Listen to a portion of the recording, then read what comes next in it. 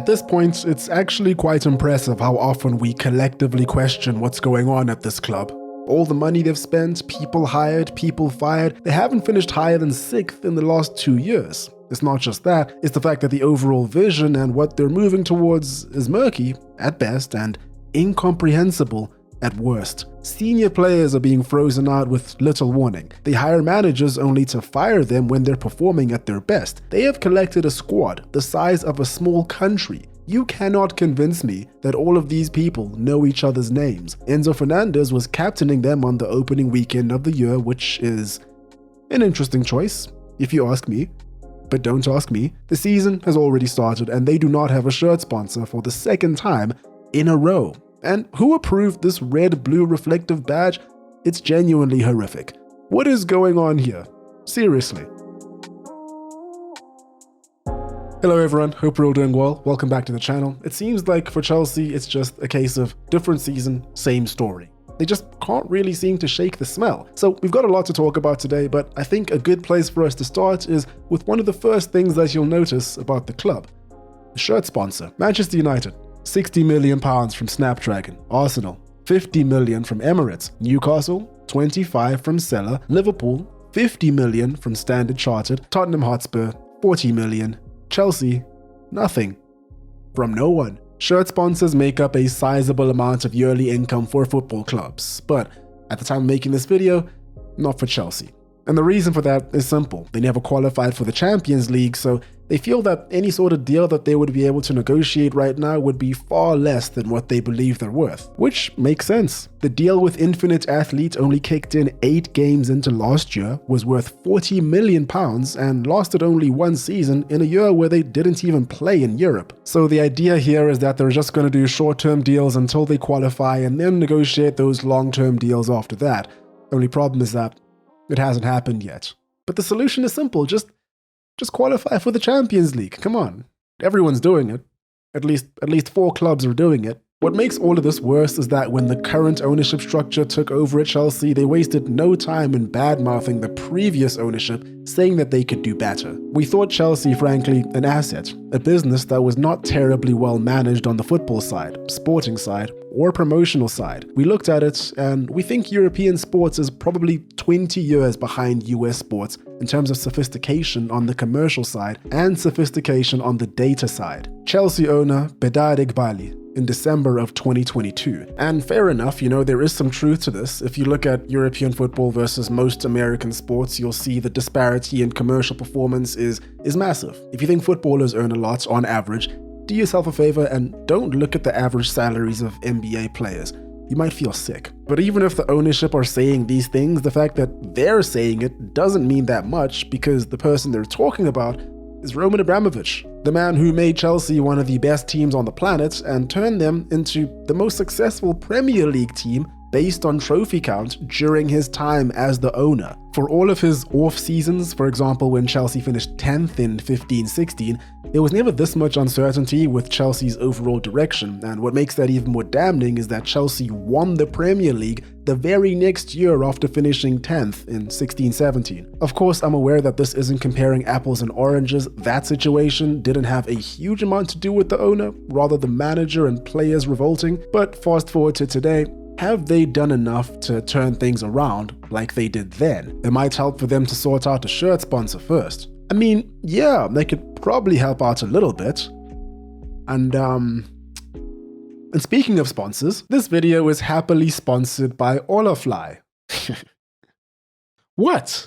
It was a good transition. Holafly is a company that specializes in providing eSIM solutions for international travelers, which is convenient for me because I'm going to be doing a bit of international travel soon and I need to be able to see Anthony do his spin move wherever I am in the world. An eSIM is a digital SIM embedded in devices, allowing activation of cellular plans without a physical card. It's insanely convenient. Installation is as simple as downloading the app, there's no roaming fees, and just like that, you have access to unlimited data for your planned duration. That's right, unlimited data packages. You don't get that every day. Holafly covers over 200 destinations around the globe, so you can get fast coverage anywhere you go. You even get to keep your WhatsApp number. To get yourself started with your very own eSIM card, go ahead and download the Holafly app using the link in the description. If you use the code FOOTBALLICONIC, you can get 5% off your next purchase of a new eSIM or just a top-up, and you'll be actively supporting the channel, which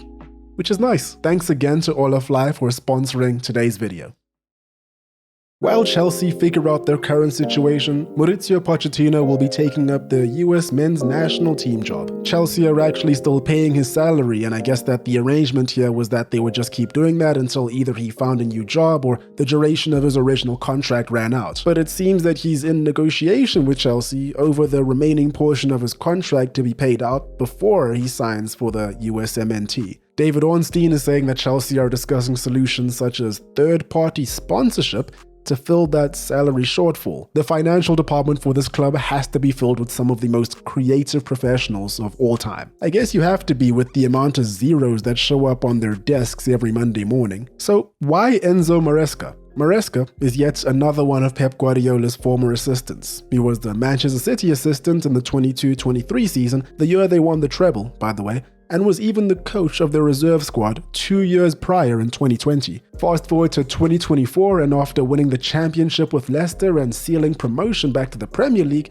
he was given the Chelsea job. Leicester were only down for a year, and I've seen people say that they were already a Premier League side, so they shouldn't have had trouble coming back, or whatever. But it's not that easy. The championship is not a walk in the park. He's also quite young, at 44 years of age, so there's a lot of room for improvement. All of those things, exposure to large organizations and consistently elite results, individual success and trophies along the way, the fact that he likes slow, patient build-up play, the fact that he's Italian, Chelsea like those. Okay, I don't know if that last point actually meant anything, but Chelsea clearly sees something in him, and who's to say that they're wrong? The answer is nobody.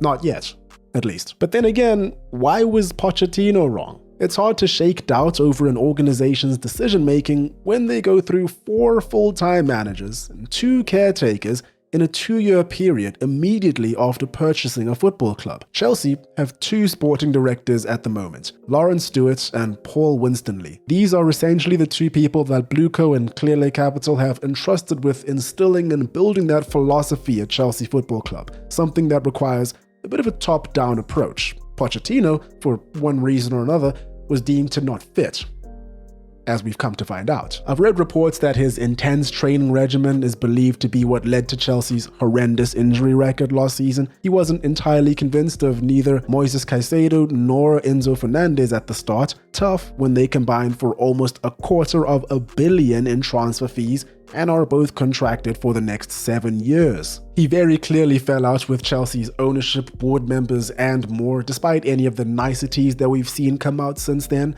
all the mutual consent and all that stuff. But, maybe I'm wrong. Maybe they just didn't gel all too well and decided to split amicably. It's hard for me to believe that when he was publicly calling them out numerous times. Because of the results, you can say, yes, it's just him. But I don't have the key of the club. I don't take all the decisions here. This is to be made clear. If you say to me, I have the key and this guy is here because it's my decision, that is one thing. But if this is not my decision, you need to judge me and judge him in his job, no? Because it's not my direct responsibility. I really wonder what he was talking about. It didn't seem like he was buying into whatever Chelsea's leadership was trying to sell. We can only imagine that Enzo Maresca differs in that way. He was offered a 5-year contract after all. Pochettino was only offered 2 with an option to extend. It speaks volumes about perceived confidence, right? But then again, Potter was offered a 5-year deal and only lasted 7 months. To this day, like Poch, Chelsea are still paying his wages too, $200K per week. He was fired in April of 2023, so I believe this will go on until October of this year or until he finds another job. What a life. Jadon Sancho's hero. I've just said a lot of fancy words and skirted around what I've been able to gather from quotes, reports, interviews, actually watching Chelsea play and whatnot. But just to give it to you straight, everything that you know about the situation, about Pochettino, about Tuchel before that, What do you think a lot of Chelsea fans feel? How do you think they feel about Maresca coming into this job and their position towards him?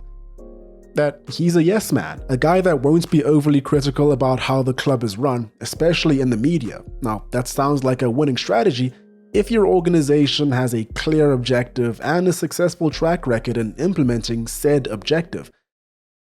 Do Chelsea have that right now? Maybe we should focus on actual football before we draw conclusions. The opener versus City. I thought Chelsea actually played quite decently for a large amount of that match against City. You know, there were some good combinations in and around City's final third from them. They were able to close down the City players in a really well-structured manner on a couple of occasions. Christopher Nkunku always looks like he can pull something out of his sleeve when he's on the ball. Palmer is better in the center, but still had a moment or two out wide. Nicholas Jackson was in wide open space quite a lot if you just watched him in that corner of the screen. If his positioning was just like a tiny bit better, he could have had 1 or 2 goals very easily. Romeo Lavia, in his second ever appearance as a Chelsea player, can you believe it, was actually brilliant. Signs for 50 million, gets injured and sits out the entire season, then comes back and dances in the midfield. If he can stay fit, he'll definitely be worth the wait. But from that perspective, I guess nothing's really new, right? I can't count the amount of times that Chelsea played really well last year for me and most people to say that they had a good performance overall,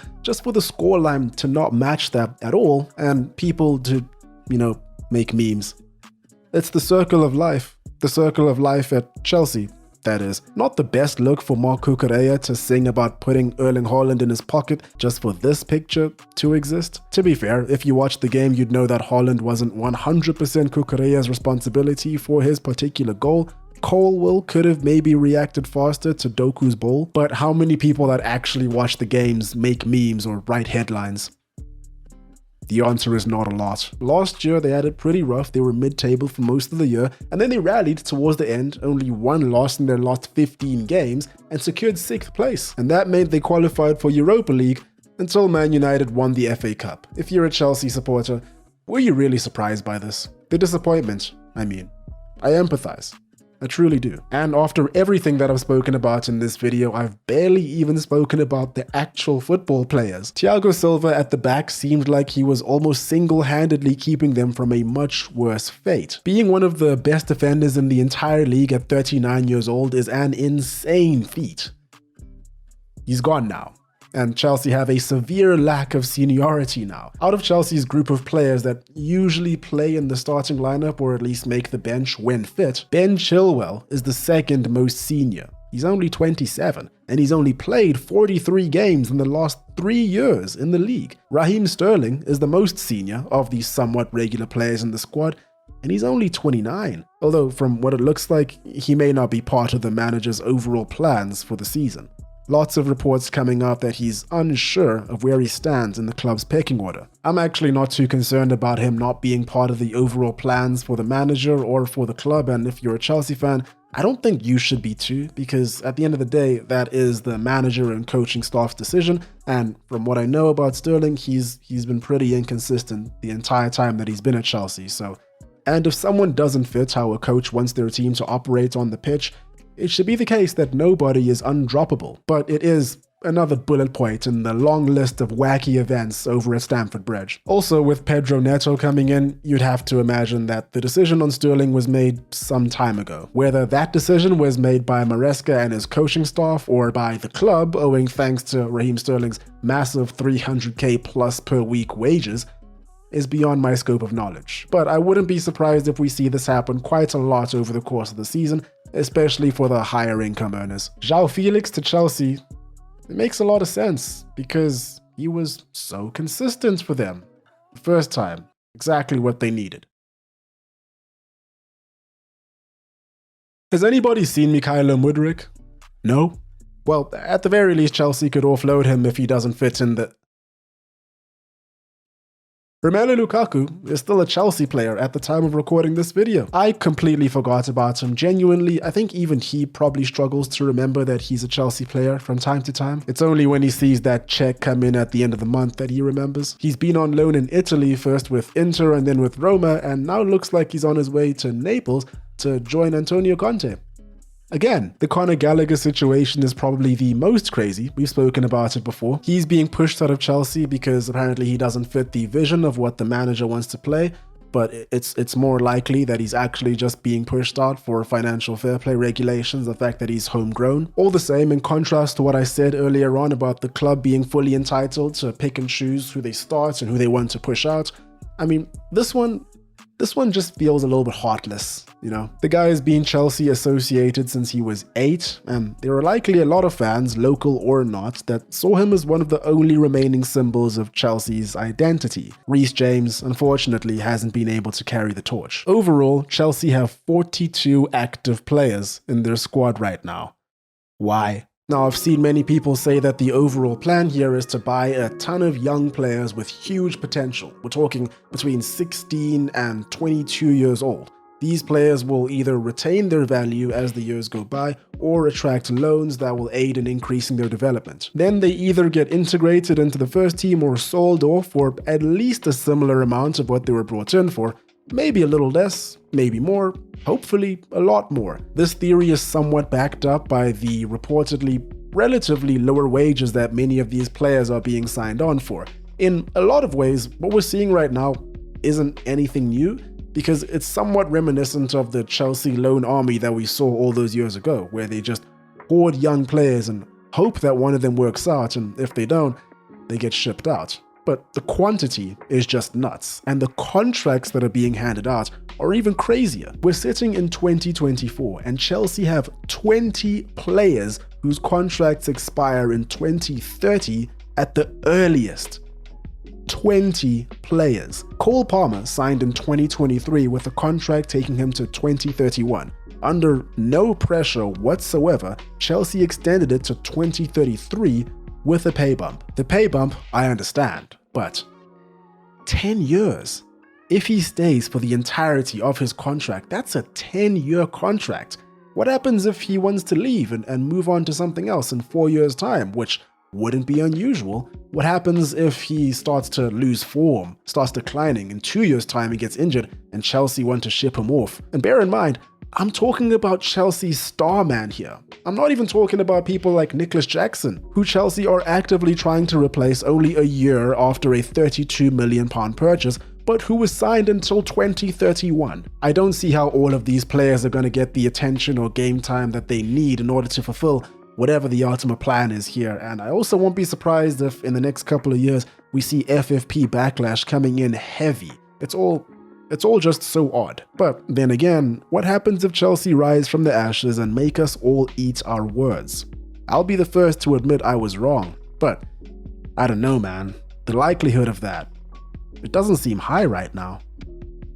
And there we have it. Let me know what you think about Chelsea and their current situation and their current trajectory. That's all for me today. Hope you guys enjoyed. Hope you're having a great day. Cheers, and I will catch you in the next one.